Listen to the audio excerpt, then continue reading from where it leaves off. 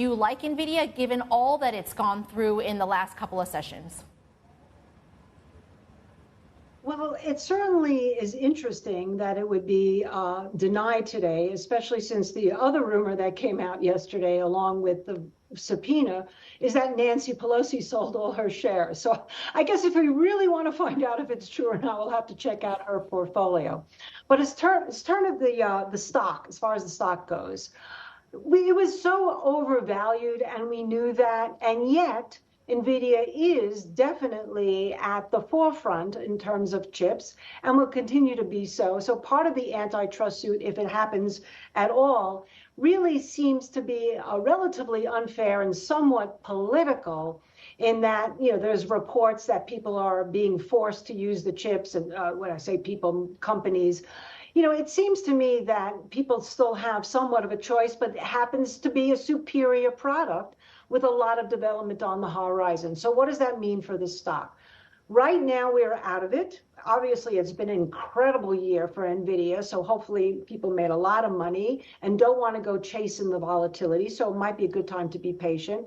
But I also read recently that in terms of the valuation, it was still about 38% overvaluated based on the price of the stock when it was up at around 120, and that fair price would be around $87 to $90. And I feel that if Nvidia gets to that price, that would probably be a very excellent place to enter long. Okay, and what about some of the periphery stocks? And I'm talking about the likes of TSM, which makes the chips for Nvidia, and of course the monstrous gains that we've seen in the Taiwan market as a result of that, making it, I believe, what was one point the best performing market in the world at 25% year to date. Of course, it's come off that given the volatility that we've seen this week. But are there any periphery stocks that you would play? Probably right now in that space, no, not at this point. I think that the tech space has widened out a little bit to other areas, including biotechnology being one, although we don't think of that classically as tech. And as I mentioned before, some of the tech that's involved with the electric vehicle and the infrastructure and also the batteries themselves. So at this point, what we're seeing is a trend, right? We're seeing the fact that we've peaked out in tech in general and in the chip market, where we have the SMH, which is the ETF for semiconductors, underneath the 50-day moving average.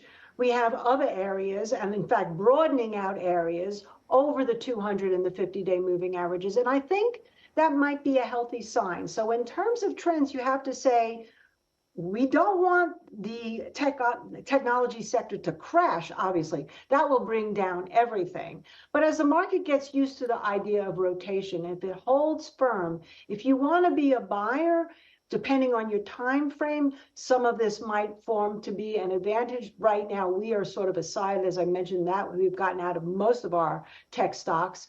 But I think it's also a really good time to take a look at some of these other areas that have been out of favor because everything was all about growth, growth, growth, growth, growth.